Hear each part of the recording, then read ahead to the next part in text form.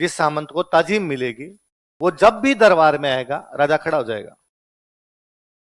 वो जब भी दरबार में आएगा तो राजा, है ना, सम्मान पर आधारित है। व्यवस्था में स्वामी और सेवक के संबंध नहीं है, ये भाइयों के संबंध है। अब कौन से सामंत पे आने पे खड़ा हो जाएगा, कौन से सामंत को ताजीम दोगे? वैसा सामंत जो आपकी तरफ से युद्ध करते हुए लड़ता हुआ मारा गया। कोई बड़ा युद्ध हुआ, उस युद्ध में लड़ता हुआ मारा गया, तो आपने कहा कि आज के बाद इस जागीर का सामंत, मतलब इस सामंत का बेटा, पोता, पड़पोता, सड़पोता, लड़पोता, लड़खड़पोता, लड़सड़पोता जब भी दरबार में आएंगे तो राजा के वंशज हमेशा खड़े होकर उसका स्वागत। तो राजा जब खड़े होकर सामंत का स्वागत करता है उसको क्या बोलते हैं? क्या बोलते हैं? इस बात को कुछ यूं समझ लीजिए कि आज भी यदि कोई अपने फौज के अफसर हो जिनको परमवीर चक्र मिला है, क्या मिला है? मोदी जी खड़े हो जाए भाई साहब, वो देश का हमारे हीरो है, परमवीर चक्र विजेता है। मेरे को फोटो याद आती है, एयरफोर्स के अपने एक वो एयरफोर्स के वायुसेना अध्यक्ष हुए थे अर्जन सिंह। अर्जन सिंह जी की फोटो है, अर्जन सिंह जी बैठे हैं, मोदी जी खड़े हैं। योगेंद्र सिंह यादव परमवीर चक्र है। तो खूब सारे इस प्रकार के जो भी इस प्रकार के जो लोग हैं, तो वो जब भी जाएंगे, भाई मैं कहता हूं अपने नॉर्मल फौजी साहब को देखते हैं ना तो सल्यूट मारते हैं, अपने खड़े हो जाते हैं, अपने लगता है नहीं यार खड़े हो जाना चाहिए इनके सम्मान के अंदर। तो कोई इतना बड़ा हीरो हो जिसने देश के लिए बड़ी लड़ाई लड़ी हो, देश को जिताया हो, उनके आने पे तो स्वागत अपने आप बनता है। तो उसको क्या बोलते हैं?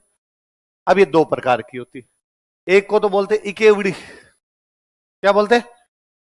एक को बोलते दोवड़ी। कौन कौन सी? इकेवड़ी और केवल आने पे राजा खड़ा हो, इकेवड़ी आने और जाने दोनों पे खड़ा हो।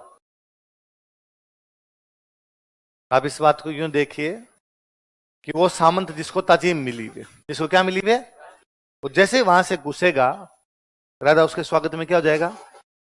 जब तक वो सीट पर नहीं बैठेगा, राजा सीट पर बैठेगा, वो कितना प्राउड से चलता होगा कि वो वहां से घुसता, उसके बाद अपनी सीट पे धीमे धीमे जाके बैठता होगा और राजा की तरफ देखता होगा, खड़ा रहे, बैठना। इससे बड़ा प्राउड क्या हो यार? आप जाओ प्रधानमंत्री खड़ा हो जाए, आप जाओ राजा खड़ा हो जाए, इससे बड़ा प्राउड कुछ भी। जोधपुर में एक राजा थे विजय सिंह। कौन राजा थे? जिनकी प्रेमिका गुलाब राय को जोधपुर की नूरजहां कहा जाता। पढ़ा था हमने, वो जो तुंगा और पाटन के युद्धों में जयपुर का साथ देने के लिए आया था। तो विजय सिंह की मराठों से बनती नहीं, क्योंकि मराठे उसके एक दूसरे भाई को राजा बनाना चाहते थे। तो उनमें भाइयों भाइयों में लड़ाई चले, उसका कजन था, मराठे उसको राजा बनाना चाहते हैं, इधर विजय सिंह राजा बना हुआ। अब दो भाइयों में लड़ाई चलेगी तो आधे सामंत एक भाई की तरफ और आधे सामंत दूसरे भाई की तरफ। मराठों से लड़ाई चले, धन कम लगेगा ज्यादा लगेगा? रुपए भी ज्यादा लग रहे उसके। तो विजय सिंह के पास रुपए भी कम हो रहे, सेना भी कम हो रही। तो विजय सिंह का एक सामंत विजय सिंह के पास आया और उसने विजय सिंह को कहा कि राजा धन की आवश्यकता है। राजा ने कहा ऐसा भयंकर आवश्यकता है, पैसे है ही नहीं, जहर खाने के पैसे नहीं, लड़ेंगे कैसे मराठों से? तो उसने कहा मेरे को ताजीम दे दो, पैसे मैं दे दूंगा। मेरे क्या दे दो?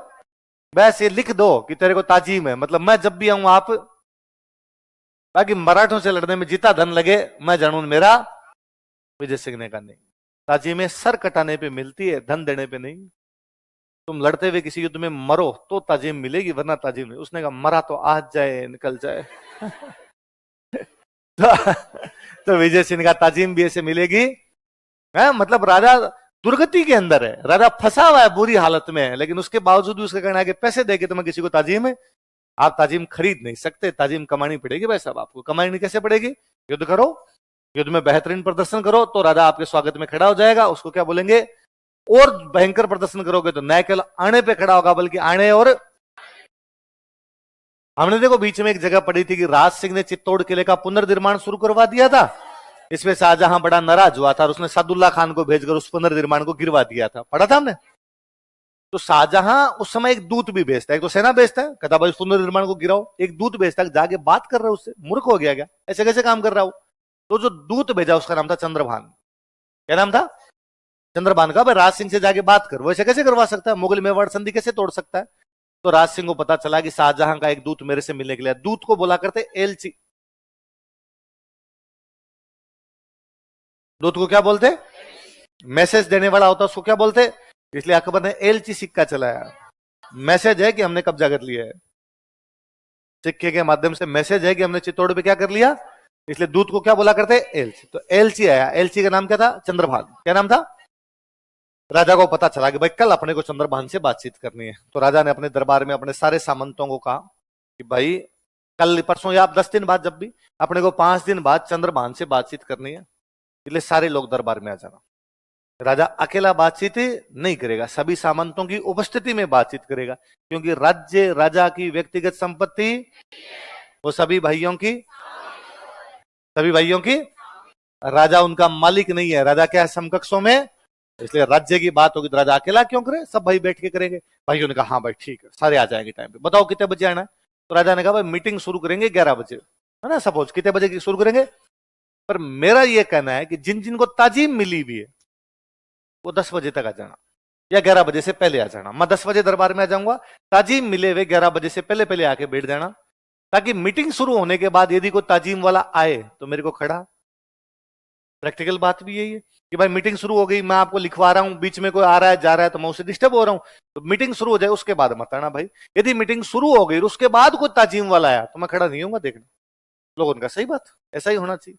अब कई सामंत दरबार में थे, उनको तो सूचना मिल गई, बाकी सामंतों के पास लेटर लिख के भेजे गए, इतनी तारीख को इतने बजे मीटिंग शुरू होगी, चंद्रभान से हम बातचीत करेंगे। इसलिए सारे सामंत दरबार में उपस्थित रहे। वे सामंत जिनको ताजीम मिली हुई इतने बजे से पहले आ जाएं। मीटिंग शुरू होने के बाद यदि कोई ताजीम का सामंत आता है तो राजा खड़े होकर उसको ताजीम नहीं दे। एक कोई सामंत थे वो लेट हो गए, वो थोड़े से लेट आए तो राणा राज सिंह तब तक अपनी मीटिंग शुरू कर सके थे, चंद्रभान से बातचीत चल रही है। गेट कीपर जो था उसने उन सामंत को रोका, तो सामंत कवि थे, चारण कवि थे, उनको रोका कि भाई तुम अंदर मत जाओ। उसने क्यों नहीं जाओ अंदर? कहा साहब राणा राज सिंह का आदेश है कि ताजीम वाले सामंत मीटिंग शुरू होने के बाद नहीं आएंगे। क्यों नहीं आएंगे? कि राजा की मीटिंग डिस्टर्ब होती है, राजा खड़े होकर ताजीम नहीं देगा। उसने कहा राजा की इतनी औकात? राजा नहीं, राजा के बेटे पोते पड़पोते, राजा की औलाद भी खड़े होकर मेरे को ताजीम देगी, और मेरी पीढ़ियां जब तक सूरज और चांद रहेगा इस दरबार में आएगी तब तक खड़े होकर देनी पड़ेगी साहब। और उस गेट कीपर को धक्का देगी, जबरदस्ती अंदर घुस गया। उसने जैसे ही पहला कदम रखा, उसका यह था कि मैं जैसे एंटर करूंगा राजा खड़ा हो जाएगा, पर राज सिंह खड़ा ही नहीं हुआ, क्योंकि राज सिंह का कहा हुआ था कि भाई जब तक मीटिंग शुरू होने से पहले आएगा तो खड़ा हूंगा, वरना खड़ा। अब वो आग बबूला और उसको लगे कि धरती फट क्यों नहीं जाती, मैं घुसा दरबार में, राजा खड़ा नहीं हो रहा, इससे बड़ी बेइज्जती मेरी क्या होगी। उसने एक कदम और रखा और राजा की तरफ एकदम लाल आंखों से देखा। राजा को फिर भी कोई फर्क नहीं पड़ा, राजा नहीं खड़ा हो रहा। ये जो उसको ताजीम मिली हुई थी, उस सामंत को जो ताजीम मिली हुई थी, वो राज सिंह के पिताजी ने दी थी। राज सिंह के पिताजी का नाम था जगत सिंह। क्या नाम था? तो जगत सिंह ने दी थी। जगत सिंह दी तब लिख के दिया था कि भाई मेरी पीढ़ियां भी खड़े होकर तेरा स्वागत करेगी, तेरे को क्या दी जा रही है? ताजीम। तो जब वो दूसरे कदम पे भी नहीं खड़ा तो सामंत से आगे चला ही नहीं गया। वो वहीं खड़ा खड़ा राज सिंह की तरफ देख के कहता, भरे दरबार में उस दूत की उपस्थिति में राज सिंह को कहता है कि गया राजा जगत सिंह। वो जो राजा जगत सिंह था, जो ताजीम देने वाला था, वो तो चला गया। जगत का रखवाड़ा, वो जो जगत का रखवाड़ा जगत सिंह था, वो तो गया। राजा जगत सिंह जगत का रखवाड़ा, लारा रहेगी चिरमिड़ान किदा मुंह काला, पीछे तेरे जैसी चिरमियां बची है जो मुंह काला करवाएगी, इसके अलावा कुछ भी। आप इमेजिन कीजिए मेवाड़ के राणा को उसका सामंत दरबार में खड़े होकर कहता है कि तू मुंह काले करवाने लायक है। ये सामंत की ताकत है, क्योंकि इस राजा जो है सामंत का स्वामी नहीं है। समकक्षों में राज्य राजा की व्यक्तिगत संपत्ति नहीं, उसकी क्या है? उसको इस बात पे गुस्सा था, यार खड़ा क्यों नहीं हो रहा, मतलब तेरी इतनी औकात कैसी है कि मैं दरबार में यार तू खड़ा नहीं हो। होगा राणा अपनी जगह, लेकिन मेरे को क्या मिली हुई है?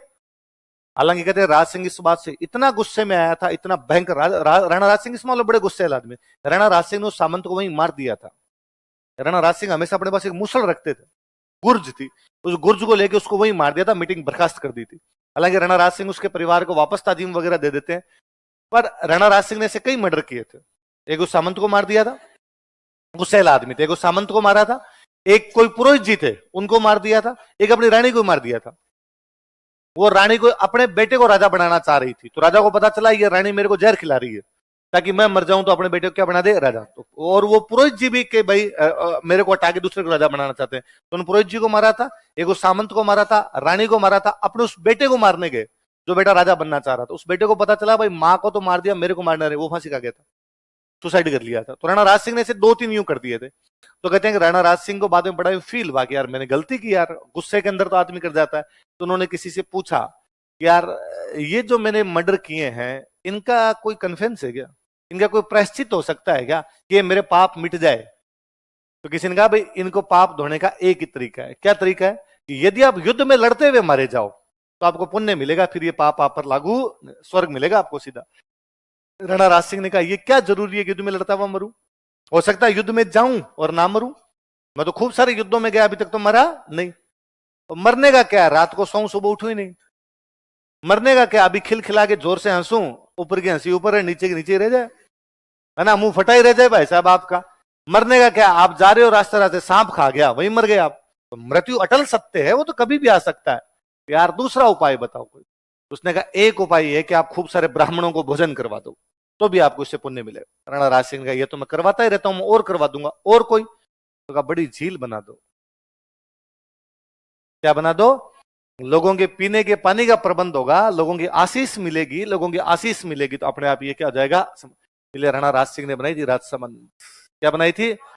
पर मुझे इन बातों से ज्यादा वो ज्यादा इंपॉर्टेंट चीज लगती है कि भाई राजसमंद में हालांकि खूब सारे लॉजिक है कि राजसमंद इसलिए भी बनाएगी क्योंकि अकाल पड़ा हुआ था और आपको वाटर रिसोर्सेज की आवश्यकता, वाटर इंजीनियरिंग थी अपने आप के अंदर, तो कई सारी कहानियां भी उसके साथ जुड़ी हुई है। पर आप उस एक सामंत को देखिए, वो जानता था कि मैं भरे दरबार में राजा को बोलूंगा, राजा दंड दे सकता है, पर उससे अपने अधिकारों के लिए चुप नहीं रह गया। मारे तो मारे राजा, पर राजा की बेइज्जती तो होनी चाहिए, ताकि आइंदा से कोई राजा इस प्रकार से ताजिम वाले का आने पर खड़ा ना होने की हिमाकत। आई बात समझ में? अगला लिखो।